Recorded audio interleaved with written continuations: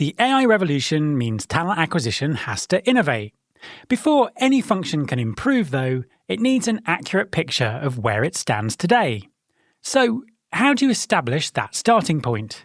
Keep listening to find out. Support for this podcast comes from Mackie. Mackie began by replacing the resume screen with a fair, structured voice interview that assesses real skills before anyone formally applies. Now that same intelligence is extending across the whole funnel, from the first conversation to the final decision. They recently launched Tomo, an AI interview assistant for hiring managers, the next step towards one connected system that screens, interviews, and gives every candidate a consistent, fair experience at scale. See how the end-to-end picture comes together by going to mackiepeople.com. That's mackiepeople.com. And Mackie is spelled M-A-K-I. There's been more of scientific discovery, more of technical advancement and material progress in your lifetime and mine than in all the ages of history.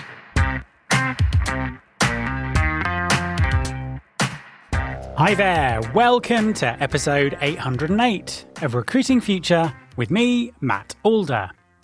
Innovation in recruiting is hard. TA leaders are experts at running their operations, but improving them in a structured way is a different discipline. And the AI revolution has made it one that no one can avoid. Before any function can innovate, though, it has to know where it's starting from. And that's where benchmarking becomes critical. Recent research from the Recruiting Excellence Foundation, which has assessed the maturity of hundreds of TA teams all over the globe, reveals that TA teams are really struggling to move from being operational to being strategic. So, how should TA leaders get started? My guest this week is Tony de Graaf, co-founder of the Recruitment Excellence Foundation. In our conversation, Tony shares what the global benchmarks reveal, why so many teams are stuck in operational mode, and how to prioritise the improvements that matter the most. Hi Tony, and welcome back to the podcast. Just start by introducing yourself and telling everyone what you do. Yeah, sure. So my name is Tony de Graaf, really Dutch last name. Though being Dutch, I live in Italy, and I am the co-founder of the Recruiting Excellence Foundation. And we work with TA teams around the world to help them build high-performing TA teams, right? So we believe that every TA team on the planet should be very consistent in delivering the right talent exactly on time in a cost-effective manner. And we have an entire methodology behind that, and that's what we help TA teams with and what we train them on. Behind the methodology, you have a really interesting piece of, I suppose I'd call it rolling research. Tell us about that. It's an interesting thing because we figured out if we standardize the way how you actually build a high-performing TA team, we kind of discovered that we can assess TA teams' maturity in exactly the same way. So if it doesn't really matter if you're a small organization that you are the first recruiter or you are like the large conglomerates with 300, 500 recruiters hiring 100,000 plus people a year, the structure and how you can assess the maturity, how are you actually doing things, we saw a through line in that, the same way of assessing it, right? So we build out what we call the Recruiting Excellence Business Assessment. And this allows individual TA people to see, hey, how am I doing? And how am I actually comparing to everybody else in the world? So we built this platform. We have hundreds of results in there from all over the world, from New Zealand, Australia, Singapore, China, Middle East, North, South Africa, all over Europe.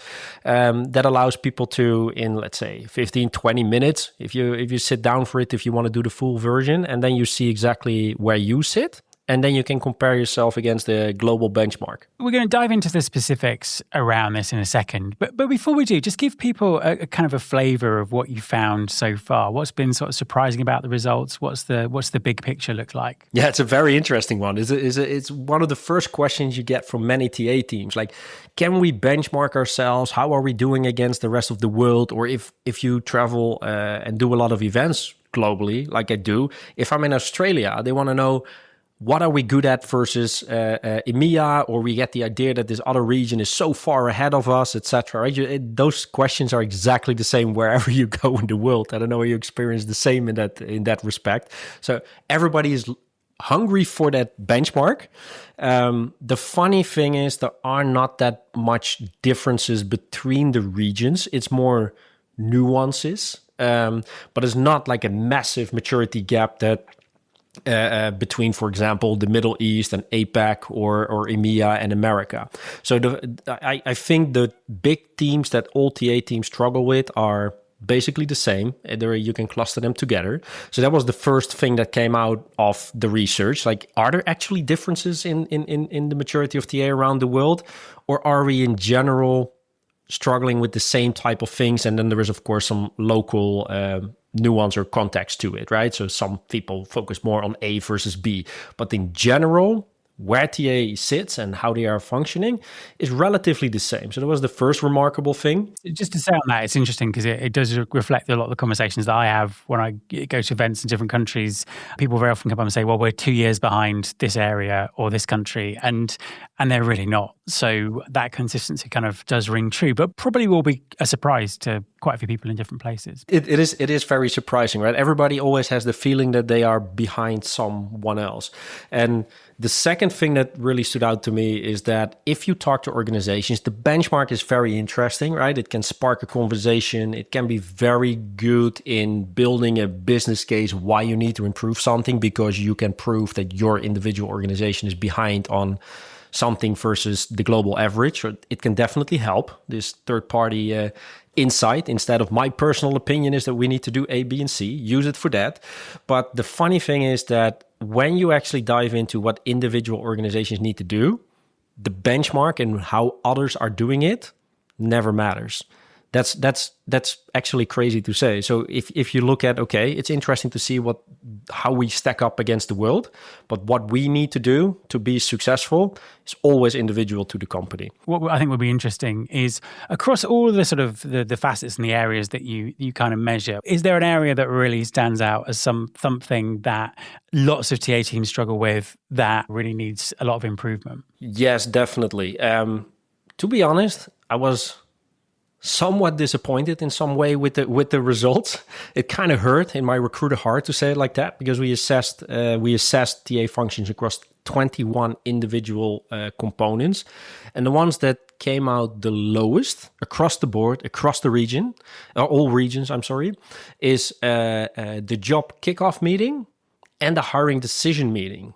And why that hurts is that for me, that is exactly where our added value sits, right? Really helping the business understand exactly and help them identify what they actually need, that job kickoff moment.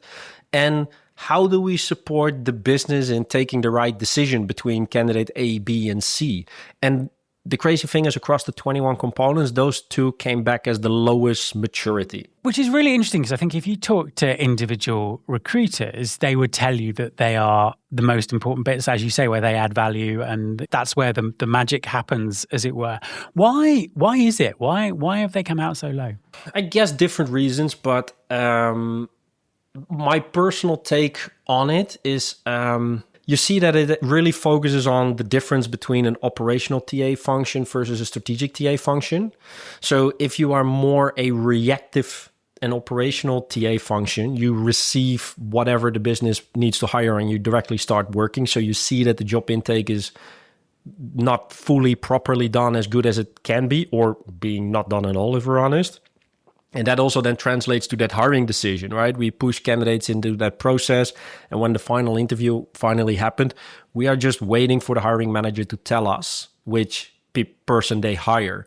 So the moment a TA team is more in that operational and reactive modus, you see automatic lower maturity in these two areas. So I think it's a reflection of that struggle that also everybody recognizes. How do we actually move from being that reactive operational TA function to become really talent advisors, and more thinking, how can we help build the right talent mix within the organization, and being an advisor in that role. So I think that is the biggest reason why.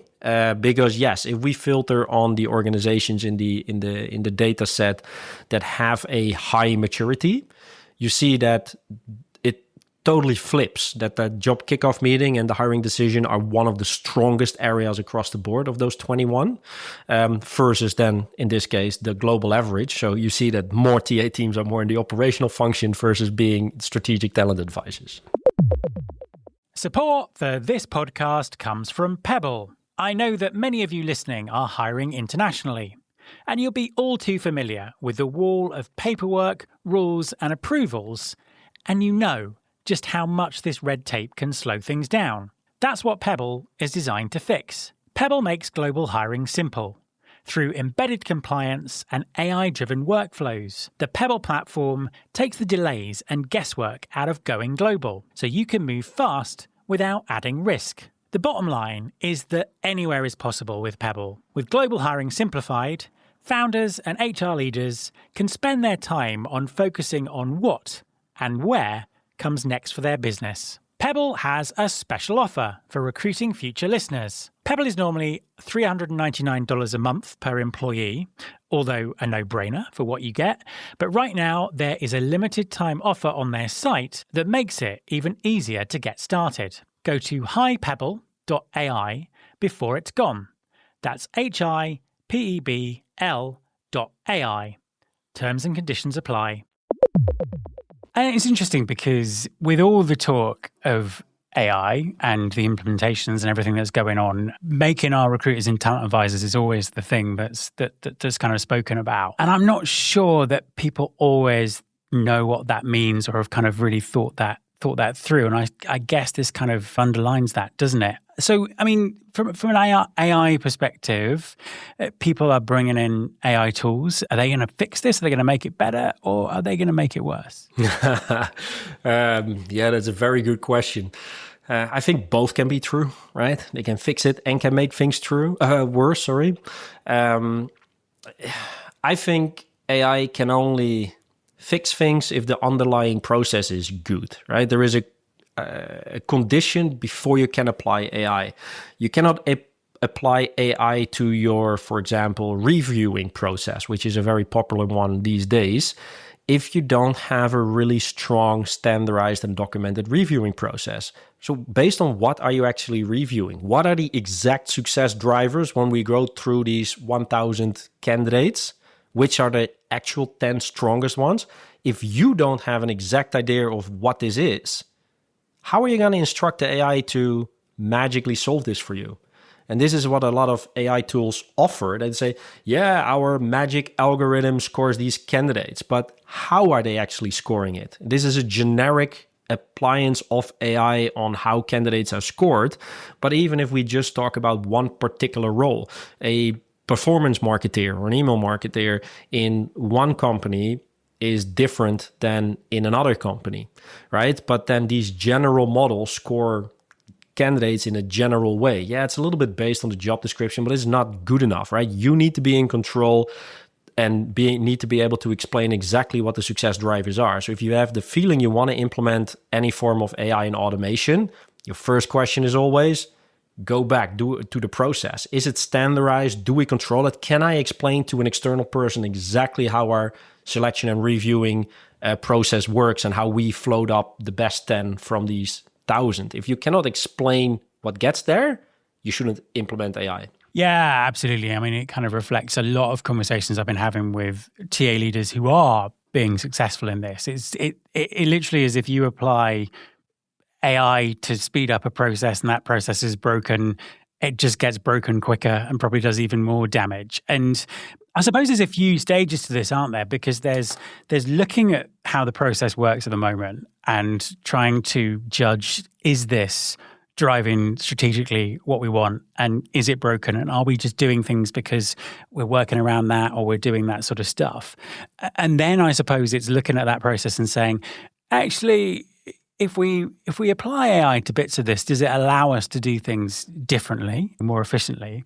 Then it's actually making those changes and then implementing it, isn't it? So it's there's a lot more to this than just buying a bit of technology. Yeah, exactly. I think there is actually a second point to it as well. So one, is the process standardized, and how is AI gonna make this better? Sure, that's one side of the medal. But the other side that is often being forgotten is if we apply, again, let's just stick to the reviewing one. I think this speaks to the imagination of most people listening to the podcast. It's a popular topic. But if you apply AI to do your reviewing for you, have you thought about how much time this actually saves for your recruiters or sources, whoever is doing the human side of the work right now? And what are those people exactly going to do with that free time? If you don't think about that and redirect the time that they now save into a whatever other direction that is productive, it doesn't magically automatically happen that people become more productive if you just throw AI at it, right? You need to really think about these sources are now spending 40 hours a week on task X. We can save half of the time for them. It doesn't really matter how much. But with those 20 hours, what are they exactly going to do? What other value added task? And if you leave that open, they're all going to come up with things on their own and everybody's going to fill in that time in a different way. And then it becomes very hard to prove what the actual ROI is, because then you say, yeah, now we saved 20 hours. Like, yeah, but I'm still paying them for the 40 hours. So it's not that we saved 20 hours in payment to these human beings. So what are they actually doing with the time? And you need to include that in your business case. Everybody understands AI reviewing 1,000 candidates is more efficient than a human doing it. Like, that's not up for discussion. But what do you do with the saved time? Right? You need to think about that in your business case. I think that's critical, because I actually made a list of the phrases that I was hearing when I'm asking people that question, or hearing people answer that question. What are you doing with the extra time that this technology is going to create for your team? And there are some really set answers that always come up, which is like, they can do the things that they should be doing. They can work on valuable stuff. And it's just these set phrases that don't actually really mean anything, or they mean very different things to very different people. And I think that's where the danger is here, isn't it? Yeah, exactly. I think that this is also in that discussion that you now see in our industry about the token use, or that the AI is actually more expensive than the human. And I think it's a little bit exaggerated discussion. It's not really a point, but at the core, I think it's exactly what we're talking about here. If you apply AI, you do free up humans, but you need to be in control. You need to be the architect of what those humans are going to do with that time you actually save. If you don't control it, it's just random stuff, right? Like, yeah, they're going to do more value-added stuff, or they have more time to do things they should be doing. Yeah, that's kind of, excuse my English, no shit Sherlock moment.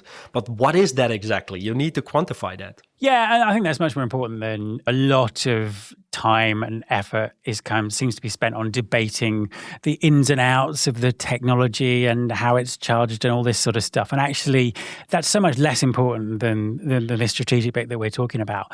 To kind of make this sort of easier for people, break this down for us. How should someone be approaching this kind of issue? What are the sort of steps and things that they should be thinking about? Yeah, let's define the issue first, right? I think the issue is, in my mind, as a TA leader, you are on one end responsible for the operational part, so filling the jobs, moving the pipelines from open to closed, basically. And on the other hand, as TA leader, you are responsible to do it faster and more efficient and against a better quality tomorrow. So what are the things that you do to improve, right? Because if you don't spend time on that, next year, so 12 months from now, you do everything exactly in the same way, right? And then you're falling behind other TA teams that are actually improving and innovating. So that is the first mindset I always try to give to TA leaders. Yes, you're responsible for the operation, but you're also responsible for improving it. And how then and the operation, I don't think we need to tell a lot of TA leaders how to run their operation. We're very good at that. That's our bread and butter. But I think the other half, how do you, in a structured way, improve your TA function or test things or innovate or however you want to call that? I think that's where the learning sits for us as TA leaders. So that part is exactly what we train from the Recruiting Excellence Foundation, right? And this is the assessment is a great way to actually start, because the number one point where you should start is figure out, where am I? What am I actually good at? What are the points, or what am I weak at, or what are the areas that I could potentially improve? Yes, we could all probably go to a whiteboard and write a few things down, but you need a structured approach to this, right? And this is exactly what we offer, right? So people can take that assessment for free, by the way. We'll put a link somewhere, I guess, later. I don't know exactly how we do that, but people can take a look at that. And that you can actually see, if I break down my TA function into its core components, which are the 21 that we talked about earlier, where am I good, where am I weak, and which one should I actually improve that have the biggest impact on my ability to consistently deliver the right person exactly on time. That is the focus that you should have.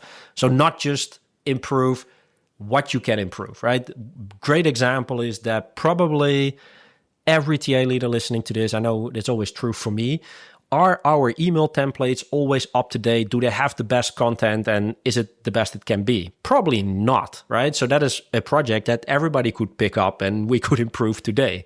But is that actually the highest priority that helps us deliver more consistently, exactly on time in a cost-effective manner? No, it isn't. So it should not be a priority, or at least not the number one priority, right?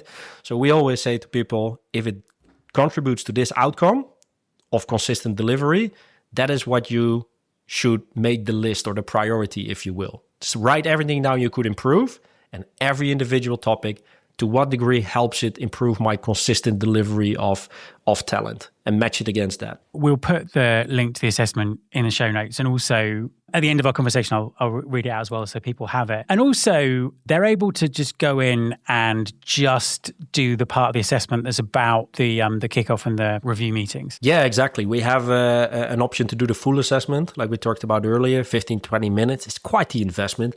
If you just want to get a feel of how this works, everything that we just talked about, we created a mini assessment that only assesses, in this case, the two topics that we talk about here. So indeed, the job kickoff meeting and hiring decision. And this will take you probably 2 minutes to fill out. So you get an idea how to think about your current state. You get an idea how that looks of your maturity versus the global benchmark. And if you like it, you can complete the full assessment at a later stage. And I think it's something everyone should do, because I think there is some really, really valuable benchmarking insights. Just want to sort of finish by talking about the future a bit. So obviously there is a transitional process to go through, which is where we are at the moment.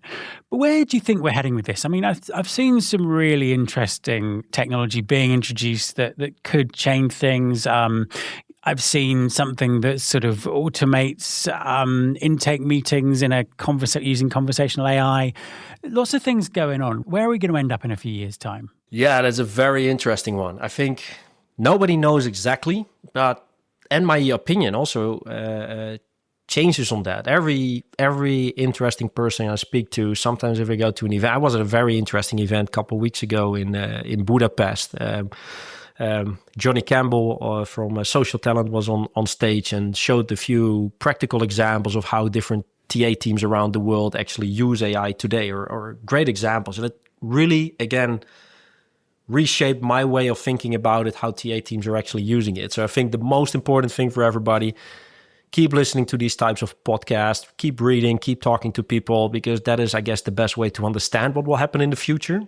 And then to say, like, where do I think we'll go? I think we'll go slower than old trends will say, right? Because 3 years ago, we already said that the recruiter was no longer needed and we would all have been replaced in a couple of years. We still haven't, and we won't be this year. We won't be next year. But the core of that message, I still think is true, but I think it's more on a longer horizon. So let's say 5 to 10 years, where a lot of the manual labor will be automated, and we will see bigger displacement of human workforce. That for one. For our industry as talent acquisition, I think there are two main trends. One, I think there is a ridiculously steep learning curve to that, not the operational part. We run our TA functions well, but to learning to innovate, to learning to implement new pieces of technology and implement AI and test and grow. That is the name of the game. That will be the game changer. TA leaders that build awesome stuff and that will be ahead of the curve are the ones that learn how to innovate and iterate really quickly. That's one. And two, with that big displacement, will we be out of a job? Well, I don't know. Let's say that first. But I think the volume in hiring will go up, strangely enough, because there is one trend that is lurking on the horizon for the last 10 years, but never really got the traction that they thought it would. And that's the gig economy, right? I think if AI and automation can run big parts of the organization, it becomes less interesting to hire, for example, an accountant that works for your company for 40 years. Because it's a risk in the amount of money you pay that person versus the job that he or she does. What will happen, I think, is that, for example, you need a report every quarter. You need an annual tax report. You need to have, there are different tasks that accountant does over the year. And if AI and automation can control large amounts of the operation of the function, you just hire the specialist to do that particular job for you, right? Building an annual report or doing the taxes for 1 year, that only takes a couple of weeks, right? So you just need that one person. So that one accountant that may be working for an organization for 30 or 40 years now turns into, I need 5 times for a couple days or a couple weeks, somebody who executes this job. So I think there could be a very interesting case that the number of hires per year will explode. And now with the rise of AI and we're starting to automate our functions, we're actually able to handle that. So it could very well be that the number of people in talent acquisition will reduce a little. But I think if an organization now hires 10,000 people a year, it could very well be that they hire 100,000 to 200,000 gig workers a year for small particular jobs. If we look to the horizon, let's say 5 to 10 years from now. That's my take on it anyway. Tony, thank you very much for talking to me. Thank you for having me. My thanks to Tony. I strongly recommend that all the TA leaders listening take the Recruiting Excellence Business Assessment. To make that easy, we've created a short version that just focuses on job intake and the hiring decision, as Tony discussed in the episode. And also from there, you can go on to take the full assessment if you want to. You can find it by going to mattalder.me/July. That's mattalder.me/July. You can follow this podcast on Apple Podcasts, on Spotify, or wherever you listen to your podcasts. You can search all the past episodes at recruitingfuture.com. On that site, you can also subscribe to our weekly newsletter, Recruiting Future Feast, and get the inside track on everything that's coming up on the show. Thanks very much for listening. I'll be back next time, and I hope you'll join me.